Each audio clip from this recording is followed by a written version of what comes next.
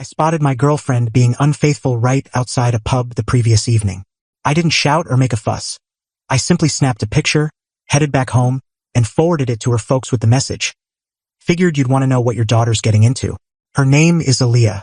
For 3 years, she meant everything to me. We created a home in the house I owned outright, a spot I'd slaved through overtime shifts for ages to buy. The initial 2 years felt solid, or so I believed.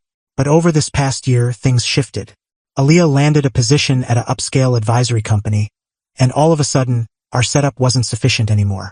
My buddies were too rowdy, my outfits lacked labels, my role as head technician at a car lot wasn't flashy. She began discussing status, connections, the lifestyle she felt entitled to. I covered the fancy meals, the short getaways, the costly presents she craved, convincing myself it was temporary. I was naive for believing that. It's clear to me now. That evening was meant to be a relaxed one indoors. She claimed she had an obligatory after-hours business meal. Near 10 p.m., my cousin rang me up, needing a boost since his battery was dead.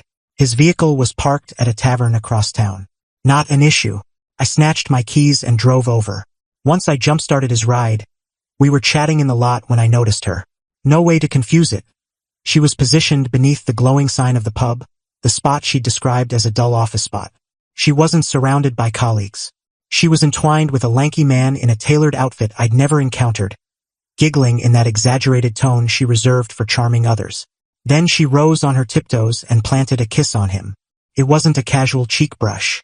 It was an extended, passionate one, the type that erases any uncertainty. A chill settled deep within me, everything going numb. The fury burned inside, a searing twist in my stomach, but outwardly, there was only sharpness. My cousin began to speak, likely checking if I was all right, but I raised a palm to quiet him. I drew out my phone. My fingers didn't tremble at all. I focused the lens, ensuring the pub's marker showed in the frame, capturing their expressions sharply. Clicked once. Only once. Then I climbed into my pickup and returned home. I settled on my sofa in the shadows, gazing at the image on my screen. Her, him, the embrace. The full narrative captured in one shot. I pondered my next move. I could wait for her return and explode in a heated argument that might conclude with her weeping and me likely relenting, or I could terminate it. Neatly, firmly. I considered her parents, Theophilus and Martha.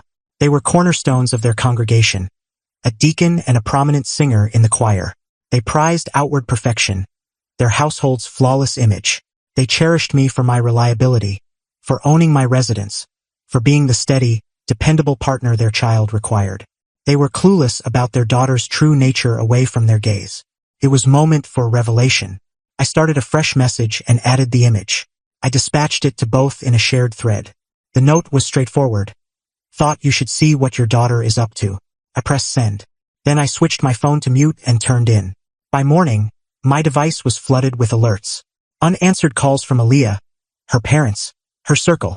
Furious messages, desperate ones. I disregarded everyone. I anticipated she'd unleash a storm of chaos, and that image had ignited it. I suspected she wouldn't simply gather her items and depart. She'd demand a showdown.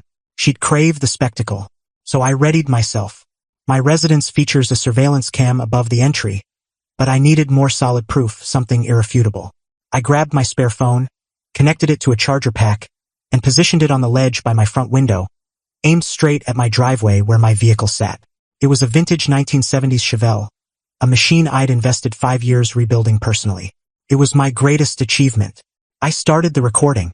Then I brewed some coffee and bided my time. It wasn't a long wait. Around 11 a.m., her vehicle skidded to a stop at the edge. She didn't exit by herself. Her closest pal, Rosa, accompanied her. Aaliyah emerged from the rider's side, clutching a metal bat. My bat pulled from the shed.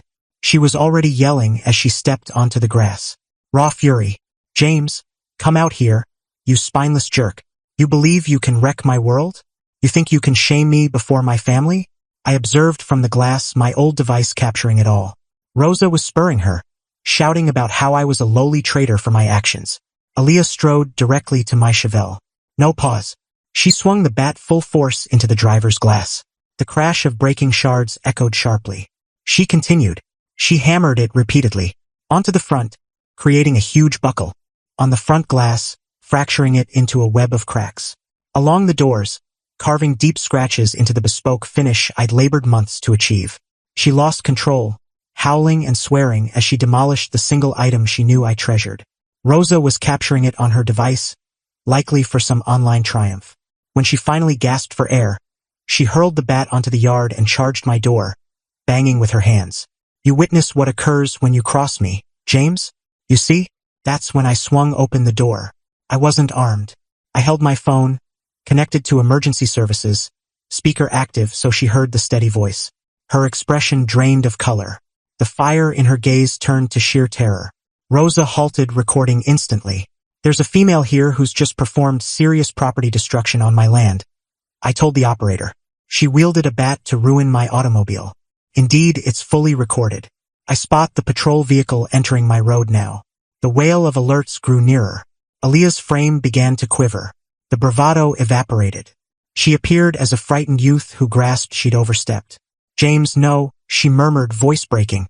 "Please stop this. It was an error." I was upset. "You weren't upset, Aaliyah," I stated, tone icy and firm. "You felt privileged. You assumed you could betray me, and I'd accept it. You figured you could trash my belongings, and face no repercussions. You erred." The cruiser stopped at the curb. 2 cops stepped out, faces stern as they surveyed the damage.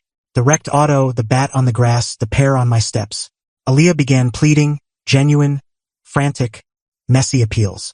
"Please, love, inform them it was a mix-up. Say we were arguing. I'll cover the repairs, I promise. I'll agree to whatever."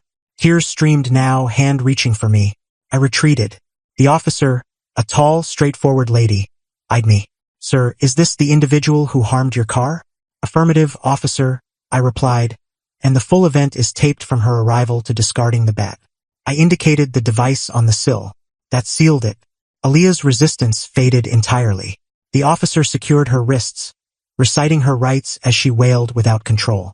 Her pleas as they led her off linger in my mind. She implored them. She implored me. She even implored Rosa, who was swiftly backing away, claiming to the second officer she was uninvolved. As they placed her in the vehicle, she glanced at me once more, face streaked with sorrow. "You caused this?" she formed with her lips through the glass. I merely shook my head. "No, you caused this yourself." Once the cops departed with Aaliyah secured and a report number in my possession, the quiet was profound. I emailed the clip of her outburst to the primary officer immediately. Then I re-entered and at last viewed my phone. It was overwhelmed. Her mom, Martha, had fired off over a dozen notes. Early ones puzzled, then irate, then shocked after evidently talking to Aaliyah. "You had no authority to involve us. This is personal." I responded solely with a capture of the incident number. That ended her messages abruptly. Her dad, Theopolis, left one voice note. It blended fury toward me with profound, tired letdown in his child. He seemed like a guy whose ideal reality had crumbled. He concluded, "You and Aaliyah are finished. And starting now, so are she and I." He'd disowned her. The parental support was shut down. I passed the afternoon handling the aftermath. I contacted my insurer and initiated the claim for my auto. I summoned a lock expert and replaced every key in the house. Then I began boxing her possessions.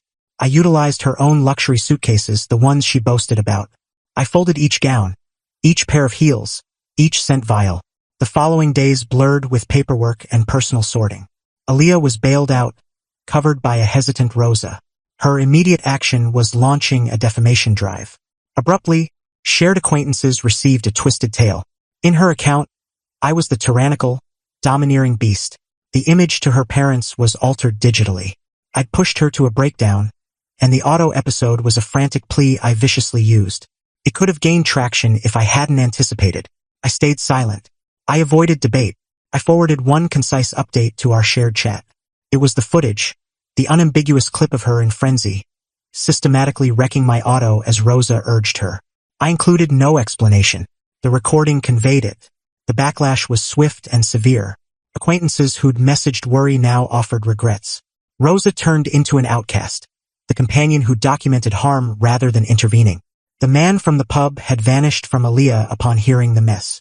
He avoided her level of instability. 7 days on, an attorney phoned. He spoke for Aaliyah. He stated she'd arrive to collect her items and they'd pursue claims for mental anguish and her share in the residence. I chuckled. Your client isn't listed on the title, loan, or any bills here, I informed him. She holds no share. Regarding anguish, I possess footage of her felony act on my land. My attorney will contact for a counterclaim on repairs, deductible, and lost value of my vintage auto. Anything further? He paused. My client arrives Saturday at noon for her belongings, he said, confidence waning. All right, I agreed. She'll need law enforcement presence. No entry without. That Saturday marked my final sight of her face-to-face.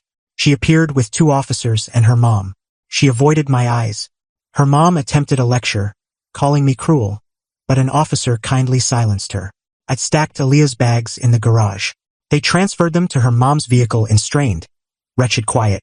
As they prepared to go, Aaliyah met my gaze at last. No sobs, no wrath, just a vacant stare. The court fight was brief and lopsided. Confronted with the proof, she pleaded guilty to serious vandalism. She received 2 years supervised release, a large penalty, required counseling for temper, and mandated full repayment for auto fixes, totaling over $17,000. Her action against me vanished quickly. Last update, she's residing with her parents again. Her father insists she take a store position to reimburse me fully. She forfeited her elite role, her social circle, her standing, and her independence, all for refusing to let her ideal facade crack. She opted for the bat over mature handling. I had my auto restored. It shines like before, but each drive reminds me of that evening. Anger has faded. Only calm remains. I glimpsed her true self, and I responded. I poured a scotch and savored the quiet in my space. It was truly done.